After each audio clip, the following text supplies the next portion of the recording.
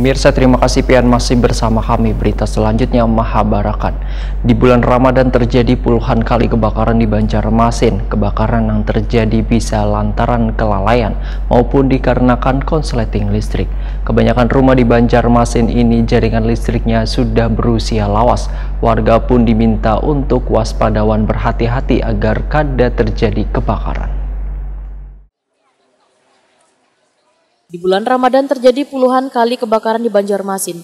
Kebakaran yang terjadi bisa lantaran kelalaian maupun dikarenakan konsleting listrik.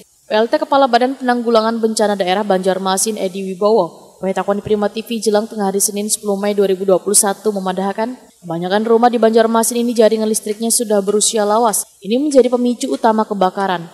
Warga diminta untuk waspada dan berhati-hati agar kada terjadi kebakaran. Menurut Edi Wibowo, BPBD Jom perhatikan warga yang terkena musibah, yaitu berupa bantuan bencana yang nantinya akan ditindaklanjuti oleh Dinas Sosial. Namun penerima dana bantuan tersebut harus jelas. Untuk mencegah bencana di Banjarmasin, maka BPBD akan melakukan pemetaan daerah rawan bencana agar dalam penanganannya bisa lebih cepat dan tepat. Edi Wibowo pun merencanakan akan menyediakan hidran atau sumber banyu di kawasan pemukiman warga, supaya mempermudah barisan pemadam kebakaran ketika terjadi musibah kebakaran. Hidran kan dulu pernah juga dibangunkan sama dinas damkar.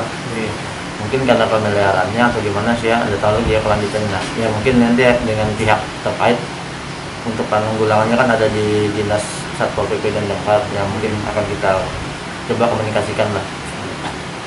Penyediaan sumur mah Pak, sumur untuk di misalnya pemukiman beberapa jarak, misalnya satu kampung ada satu sumur yang dibeli pemerintah, itu dibikinkan sumur untuk bahan baku air. Ini kan kebanyakan itu masalahnya air Pak. Kalau udah kayak sumur aja lo beli tanah, misalnya pengadaan, itu bisa lah Pak kira-kira Pak di Banjarmasin.